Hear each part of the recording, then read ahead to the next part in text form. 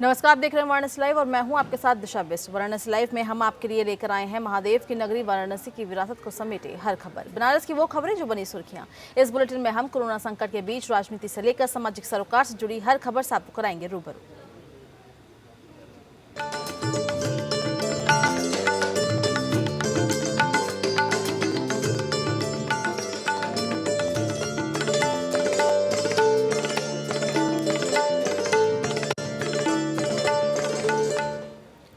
वाराणसी के महात्मा गांधी काशी विद्यापीठ के पास छात्र संघ अध्यक्ष संदीप कुमार यादव के नेतृत्व में प्रदेश की कानून व्यवस्था और हाथरस की बेटी को न्याय के लिए यूपी के मुख्यमंत्री का पुतला फूंकने का प्रयास किया गया और इस दौरान पुलिस ने प्रदर्शनकारियों को रोक दिया, जिसके बाद प्रदर्शनकारियों ने बैठक कर योगी मुर्दाबाद के नारे लगाए। छात्र संघ के अध्यक्ष संदीप ने कहा कि लोकतंत्र में बेटियां सुरक्षित नहीं हैं, कोई अपनी बात कहता है तो उसको दबाने का प्रयास किया जाता है। इस मौके पर छात्र संघ अध्यक्ष संदीप कुमार यादव, अनिल यादव, पूर्व महामंत्री राहुल सोनकर सहित तमाम छात्र मौजूद रहे। आज जिस प्रकार से प्रदेश की कानून व्यवस्था है और एक हाथरस में गरीब दलित परिवार की लड़की का बलात्कार हो जाता है दुराचारियों के द्वारा और पुलिस उसे छेड़खानी के दिखाने का प्रयास करती है, ये मैं बताना चाहता हूं आपके माध्यम से कि जो प्रदेश की कानून व्यवस्था है, यहाँ की जो पुलिसिंग व्यवस्था है पूरी तरह से ध्वस्त हो चुकी है। योगी सरकार पुलिस को अपने कंट्रोल में नहीं कर पा रही है। आम जनमानस में काफ़ी भय है, लोग भयभीत हैं, अपने को सुरक्षित नहीं महसूस कर पा रहे हैं। इसी के खिलाफ हम लोग प्रदेश के मुख्यमंत्री योगी जी का पुतला फूंकने का यहाँ पे जो कार्यक्रम किया और पुतला फूंकने का प्रयास किया, लेकिन जो प्रदेश की पुलिस है, योगी की पुलिस है, लगातार जब आप कोई अपनी बात आवाज़ उठाते हैं, अपनी बात कहने का प्रयास करते हैं तो इस पुलिस के द्वारा आगे कर दिया जाता है, पुलिस के द्वारा आपकी आवाज़ को दबाया जाता है।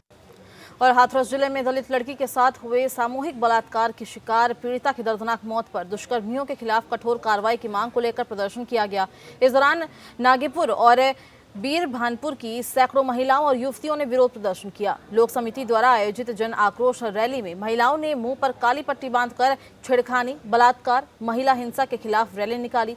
नंदघर पर पहुंचकर महिलाओं ने दुष्कर्मियों को फांसी दो, महिला हिंसा बंद करो, महिलाओं को सुरक्षा दो के जोरदार नारे लगाए। बलात्कारियों को अविलंब सजा देने, पीड़िता के परिवार वालों को मुआवजा और सरकारी नौकरी, वही महिलाओं और लड़कियों की सुरक्षा के लिए प्रधानमंत्री से गुहार लगाई गई। पीड़ित बेटी को श्रद्धांजलि दी गई और महिला हिंसा को जड़ से मिटाने का संकल्प लिया गया। बीरभानपुर गांव में दर्जनों लड़कियों और महिलाओं ने पंचायत भवन पर हाथरस गैंग रेप के खिलाफ प्रदर्शन किया। हाथरस में हुई घटना को लेकर आज हम लोग दरिंदों के खिलाफ एक रैली निकाली और हम लोग सरकार से यह मांग कर रहे हैं कि हाथरस में हुई 19 वर्षीय किशोरी के साथ बलात्कार करने वालों दरिंदों को फांसी दी जाए और लड़की के परिवार को मुआवजा दिया जाए और नौकरी दिया जाए। हाथरस जिले की बेटी को जो कुछ दरिंदों ने कुछ दिन पहले जो कि बलात्कार किया और उसके साथ तमाम शारीरिक घटनाएं भी दी। आज उस बेटी का जो कि अचानक मृत्यु हो गई, लोक समिति अपने बैनर तले आज जोरदार विरोध करती है। हाथरस की बिटिया के इलाज के दौरान मौत से नाराज कांग्रेस कार्यकर्ताओं ने मोमबत्ती जुलूस निकालकर विरोध प्रदर्शन किया और इस दौरान महानगर कांग्रेस कमेटी के तत्वाधान में शास्त्री घाट से कचहरी अंबेडकर चौराहे तक जुलूस निकाला गया। महानगर अध्यक्ष राघवेंद्र चौबे ने नम आंखों से अपनी भावभीनी श्रद्धांजलि दी और इस दौरान उन्होंने कहा कि हाथरस की घटना उत्तर प्रदेश की नहीं बल्कि इस निकम्मी सरकार को शर्मसार करती है। जो हैवानियत हाथरस की बेटी के साथ हुई है, ये प्रदेश पर कलंक है। ये कैसा राम राज्य है जहाँ बेटियां सुरक्षित नहीं है। मुख्यमंत्री में संवेदनशीलता और नैतिकता बची हो तो इस्तीफा दे। उन्होंने कहा कि प्रदेश में जंगल राज कायम हो चुका है, अपराध की राजधानी अब उत्तर प्रदेश हो गई है। इस सरकार में सबसे अधिक असुरक्षित बहन बेटियां हैं। उन्होंने कहा कि मुख्यमंत्री में अगर थोड़ी भी नैतिकता बची हो तो अपने सरकार की जवाबदेही तय करिए, अन्यथा इस्तीफा दे दीजिए, क्योंकि हाथरस की बिटिया ने नहीं बल्कि प्रदेश की कानून व्यवस्था व निकम्मी सरकार ने दम तोड़ा है। हम कांग्रेस जन बिटिया की लड़ाई लड़ेंगे। आज हम सब बनारस के कांग्रेस जन, हमारे साथ महानगर कांग्रेस कमेटी, युवा कांग्रेस कमेटी, हमारे एससी डिपार्टमेंट के लोग यानी सफाई के लोग, सारे लोगों ने आज जो उत्तर प्रदेश में एक दुर्भाग्यपूर्ण घटना घटी है उसके खिलाफ हम सब लोगों ने आज उस बिटिया को श्रद्धांजलि देने का काम किया है और आप सबके माध्यम से हम पूरे उत्तर प्रदेश के कांग्रेस जनों की एक आवाज़ हमारी नेता हम सब की नेता ने जो मांग की है उसको दोहराते हुए हम सब दोषियों के खिलाफ सख्त से कार्रवाई की मांग करते हैं। और अगर आदरणीय योगी जी के अंदर थोड़ी भी नैतिकता बची हो तो अब उनको लगता है कि वो केवल अब भाषणों में उनके है कि उत्तर प्रदेश में कानून व्यवस्थाएं हैं। प्रतिदिन उत्तर प्रदेश का कोई ऐसी सुबह नहीं होती, ऐसी कोई शाम नहीं होती जिस दिन यहाँ हत्या, बलात्कार और लूट की घटनाएं न घट रही हों। हाथरस की दलित लड़की के साथ गैंगरेप और अस्पताल में मौत की घटना पर अपना आक्रोश जाहिर करते हुए महिला संगठन एप्वा ने बीएचयू गेट लंका से एक मार्च निकाला और सभा को संबोधित करते हुए एप्वा की प्रदेश सचिव कुसुम वर्मा ने कहा कि यूपी में दलित उत्पीड़न, महिलाओं के साथ बलात्कार करके हत्या की विभत्स घटनाएं बढ़ती जा रही है और योगी सरकार कानून को ताक पर रखकर सिर्फ अपराधियों और बलात्कारियों का संरक्षण कर रही है। आज हाथरस की घटना से हम सभी आक्रोश प्रकट कर रहे हैं और योगी सरकार के इस्तीफे की मांग करते हैं। कुसुम वर्मा ने कहा कि आगामी 10 अक्टूबर को पूरे प्रदेश में एप्वा योगी सरकार के इस्तीफे की मांग को लेकर प्रदर्शन करेगी। जिस तरीके से दर्दनाक मौत हुई है, हम इस पीड़िता के परिवार के प्रति अपनी संवेदना जाहिर करते हैं और इस सरकार के प्रति अपना गुस्सा जाहिर करने के लिए हमने यहाँ आक्रोश मार्च निकाला है। कोरोना में हमारी महिलाएं यहाँ सड़क पर उतरी हैं और हम ये कहने आए हैं कि योगी सरकार उत्तर प्रदेश में महिलाओं की सुरक्षा करने में एकदम फेल हो चुकी है और ये सरकार सिर्फ बलात्कारियों और अपराधियों का संरक्षण करने के लिए रह गई है। इसलिए एप्वा ये जवाब यहाँ पे मांगने आई है सरकार से, महिला सुरक्षा की गारंटी करो वरना आप मुख्यमंत्री की गद्दी पर रहने लायक नहीं है और उसके इस्तीफे की मांग करने आए हैं। वहीं वाराणसी में शिवसेना ने हाथरस की घटना पर क्रोध जताते हुए श्रद्धांजलि दी। मीडिया से बातचीत के दौरान संदीप चौधरी ने कहा कि उत्तर प्रदेश की कानून व्यवस्था पूरी तरह से लचर हो गई है। वर्तमान में दलितों को चुन चुनकर निशाना बनाया जा रहा है। हाथरस की बिटिया को न्याय तब तक नहीं मिलेगा जब तक चारों दोषियों को मौत के घाट नहीं उतार दिया जाता है। उन्होंने कहा कि यूपी सरकार से हमारी 4 सूत्रीय मांग है कि मृतका के दोषियों का घर कुर्क किया जाए, इन अपराधियों को तत्काल मौत की सजा दी जाए, पीड़ित परिवार को 50 लाख रुपए की आर्थिक सहायता दी जाए और घर के एक सदस्य को पुलिस विभाग में सरकारी नौकरी दी जाए।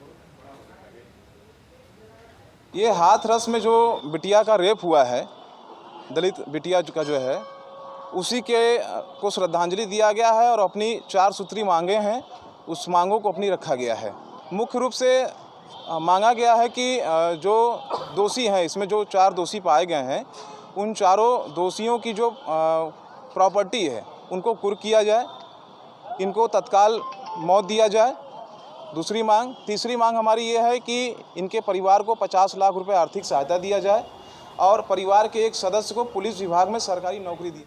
और वाराणसी में 6 सूत्री मांगों के समर्थन में राष्ट्रीय पिछड़ा मोर्चा के सदस्यों ने वरना पुल स्थित शास्त्री घाट पर धरना प्रदर्शन किया और इस दौरान राष्ट्रीय पिछड़ा मोर्चा के धरनारत सदस्यों ने अपर निजी सचिव अमर सिंह को बहाल किए जाने, पिछड़े वर्ग पर हो रहे अन्याय पर रोक लगाए जाने और स्पेशल सिक्योरिटी फोर्स पर रोक लगाए जाने, सरकारी नियुक्तियों पर संविदा व्यवस्था में लागू किए जाने, 14 सितंबर को आंदोलन के दौरान किसानों पर लगाए गए फर्जी मुकदमे वापस लिए जाने की मांग की और इस दौरान प्रदर्शनकारियों ने हाथरस गैंगरेप के दोषियों को फांसी दिए जाने की मांग को लेकर धरना दिया। कार्य करते निर्मम हत्या कर दी गई है, इसके विरोध में हम लोग आंदोलन कर रहे हैं 75 जिले में। हमारी मांग है इसके संदर्भ में कि 1 करोड़ उसके परिवार को मुआवजा के राशि में और उसके परिवार के एक सदस्य को नौकरी दिया जाना चाहिए और 6 महीने के अंदर ट्रायल कोर्ट के माध्यम से जल्दी सख्त सज़ा, फांसी की सज़ा सुनाई जानी चाहिए। बाबरी विध्वंस मामले में 28 सालों बाद आए फैसले का स्वागत सभी जगहों पर हुआ है। प्रधानमंत्री नरेंद्र मोदी के संसदीय क्षेत्र वाराणसी में भी लोगों ने एक दूसरे को मिठाई खिलाकर और पटाखे फोड़कर फैसले का स्वागत किया। मंडवाडी स्थित हनुमान मंदिर के पास स्थानीय लोगों ने जय श्री राम के नारे लगाए, साथ ही राहगीरों को मिठाई खिलाकर सीबीआई के फैसले से अवगत भी कराया। आपको बताते चले कि 6 दिसंबर 1992 को अयोध्या में बाबरी मस्जिद गिराए जाने के संबंधित केस में कोर्ट ने अपना फैसला सुना दिया है। घटना के 28 साल बाद मामले में फैसला आ चुका है और इस मामले में भाजपा के वरिष्ठ नेता लालकृष्ण आडवाणी, मुरली मनोहर जोशी और उमा भारती समेत 32 49 आरोपी थे, इनमें से 17 की मौत हो चुकी है और अब इस मामले में अदालत ने सभी आरोपियों को बरी कर दिया है। फैसले में जज ने कहा कि ये घटना पूर्व नियोजित नहीं थी, संगठन के द्वारा कई बार रोकने का प्रयास किया गया और कोर्ट ने कहा कि ये घटना अचानक हुई थी। अदालत ने बीजेपी नेता लालकृष्ण आडवाणी, मुरली मनोहर जोशी समेत सभी आरोपियों को बरी कर दिया है। अदालत ने कहा है कि इस मामले में कोई ठोस सबूत पेश नहीं किया गया, इसलिए आरोपियों को बरी किया जाता है। मिठाइयों को बांटा गया, मिठाई अपने दोस्तों में, अपने रिश्तेदारों में, अपने शहरवासियों को मिठाई बांट करके में सेलिब्रेट किया गया। राम जन्मभूमि ने जितने हमारे नेता लगे हुए थे और बाइज्जत बरी किए गए, क्रिमिनल केस लगाया गया था उनके ऊपर कि अवांछनीय तत्वों को मिला करके इन्होंने वहाँ कुछ ऐसा कार्य किया, लेकिन ऐसा कोई कार्य नहीं। ये भारत देश हमारा है, राम जन्म हमारा है, राममय हम लोग का दायित्व बनता है। और राममय होने के लिए भंडा हम लोग ने यहाँ पे पटाखे फोड़े, मिठाइयाँ बांटा गया, जिससे पूरे माहौल बना हुआ है कि यहाँ के राममय किया जाए यहाँ के क्षेत्र को। और आने वाले दिनों में जो भी ऐसा कार्य होगा, हम लोग के हिंदू के लिए जो भी कार्य होगा, हम लोग उसको आगे बढ़ के बाबरी विध्वंस पर फैसला आने के बाद वाराणसी में पुलिस की चहलकदमी बढ़ गई है। एसएसपी अमित पाठक और सीओ दशाश्वमेघ अवधेश कुमार पांडे ने चौक थाना क्षेत्र विभिन्न क्षेत्र का निरीक्षण किया। निरीक्षण के दौरान एसएसपी ने सराफा बाजार में विभिन्न चेक पॉइंट को चिन्हित कर सुरक्षा बढ़ाने के निर्देश दिए और इस दौरान उन्होंने लोगों को मास्क लगाने के साथ साथ सोशल डिस्टेंसिंग का पालन करने की हिदायत भी दी।